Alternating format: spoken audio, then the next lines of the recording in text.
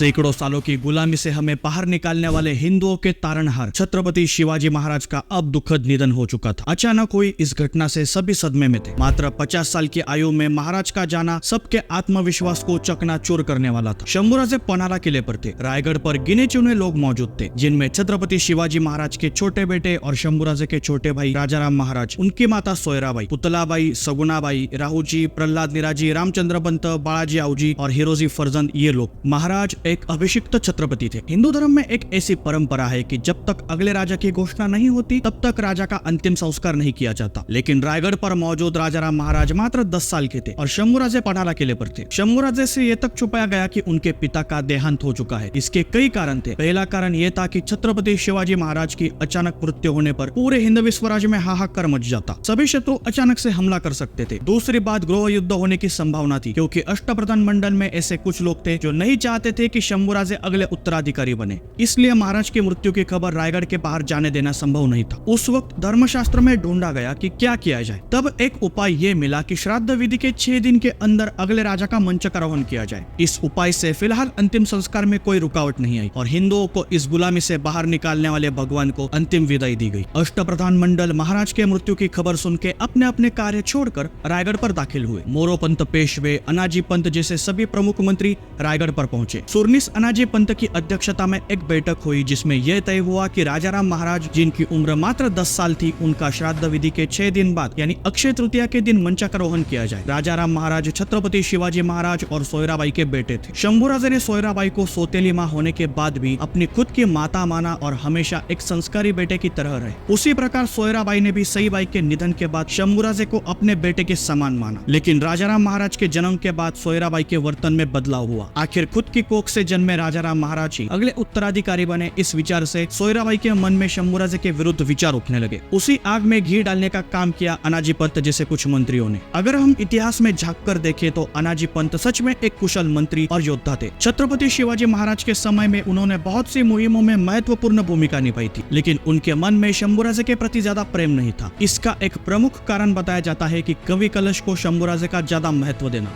लेकिन बात चाहे जो भी हो, अनाजी पंत ने सोयराबाई को इस बात के लिए ज्यादा समर्थन दिया कि अगले उत्तराधिकारी राजाराम महाराज ही बने। आखिरकार 21 अप्रैल 1680 के दिन राजाराम महाराज का मंचकारोहण हुआ। इसके बाद यह तय हुआ कि अनाजी पंत और मोरोपंत पन्हाला पर जाएंगे। रास्ते में सर सेनापति हम्बीरराव मोहिते उनके साथ जाएंगे और शंभूराजे को समझाएंगे कि अगले उत्तराधिकारी राजाराम महाराज को ही बनने दे, और अगर शंभूराजे इस बात के लिए राजी नहीं हुए तो उन्हें कैद करके रायगढ़ पर लाया जाए। जैसे तय हुआ उस प्रकार मोरोपंत पेशवे, अनाजी पंत और हम्बीरराव पन्हाला पर पहुंचे। सब इस विचार में थे कि शंभूराजे को महाराज के निधन के बारे में कैसे बताया जाए, लेकिन वो शंभूराजे थे, शेर के छावा। उन्हें महाराज के निधन के बारे में अगले दिन ही पता चल चुका था। हिंदवी स्वराज के अगले छत्रपति इतने गाफिल तो नहीं रह सकते कि उन्हें उनके ही पिता के निधन के बारे में पता न चले। उन्होंने पहले ही पन्हाला पर श्राद्ध विधि किया हुआ था। शंभूराजे लगभग 2-3 साल से रायगढ़ पर नहीं गए थे, क्योंकि दिलेर खान को रोकने के लिए वो लंबे समय से स्वराज से दूर थे और सोयराबाई के मन में उनके लिए इतनी घृणा हो गई थी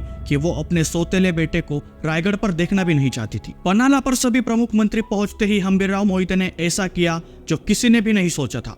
वो खुद शंभूराजे के पीछे खड़े हुए और वो ही अगले उत्तराधिकारी हो, इसके लिए उन्होंने समर्थन दिया। हम्बीरराव मोहिते कोई और नहीं बल्कि सोयराबाई के सगे भाई थे, जो हिंदवी स्वराज के सर सेनापति थे। वो चाहे तो अपने सगे भांजे यानी राजाराम महाराज को समर्थन दे सकते थे, लेकिन उन्होंने न्याय का पक्ष लिया और अपने सौतेले भांजे शंभूराजे को समर्थन दिया। ये देखकर अनाजी पंत, मोरोपंत जैसे मंत्री हक्के बक्के रह गए कि ये तो हमारे साथ शंभूराजे को कैद करने आए थे। लेकिन असल में ये हम्बीरराव जी की एक चाल थी।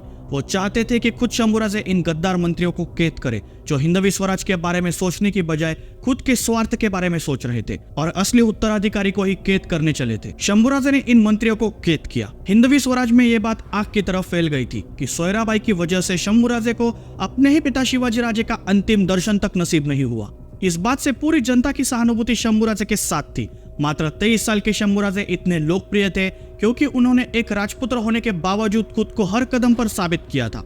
उन्होंने शास्त्रों का ज्ञान भी लिया था, शस्त्रों से पराक्रम भी दिखाया और शत्रु के साथ मिलने का नाटक करके स्वराज्य को सुरक्षित भी रखा, और अब राजधानी से 2-3 सालों से दूर भी रहे।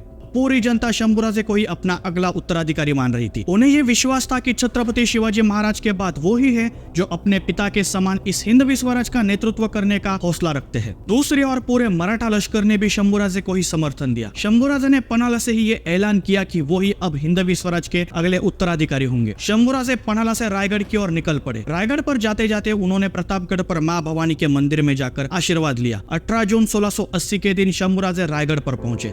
लगभग 2.5 साल के बाद वो रायगढ़ पर कदम रख रहे थे, लेकिन अब वहां उनसे प्रेम करने वाले न उनके आबा साहेब थे और ना ही उनकी दादी जीजाबाई।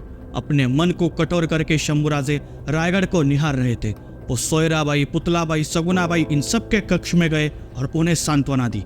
ये सभी उनकी सौतेली माताएं थी, लेकिन उन्होंने कभी भी उन्हें सौतेली माँ के नजरिए से नहीं देखा। वो सभी को अपनी सगी माँ के समान ही प्यार करते थे। आगे शंभूराजे ने कैद किए मंत्रियों को अपने अपने घर में भेजा, लेकिन उनके घरों के बाहर पहरे बिठाए और उन्हें नजर कैद में रखा।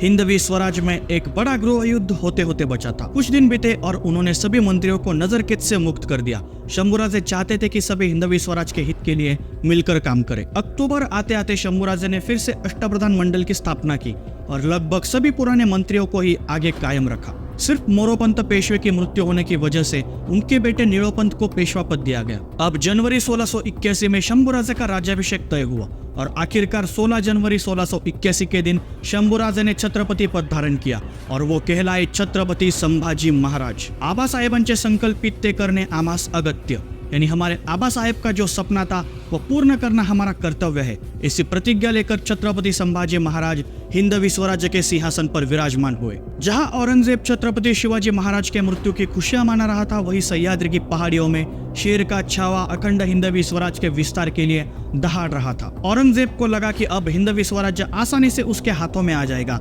लेकिन उसने अब तक छत्रपति शिवाजी महाराज के रूप में सिर्फ महादेव का एक रूप देखा था। अभी तांडव करने वाले रौद्र रूप से उसका आमना सामना होना बाकी था। दोस्तों, अगला एपिसोड हमारी इस सीरीज का आखिरी एपिसोड होने वाला है। अगर आपको अब तक ये सीरीज पसंद आई हो तो इस एपिसोड को ज्यादा से ज्यादा शेयर कीजिए और चैनल को सब्सक्राइब जरूर कीजिए। मैं शशांक मिलता हूँ आपको अगली वीडियो में। जय शिवराय, जय शंभूराजे।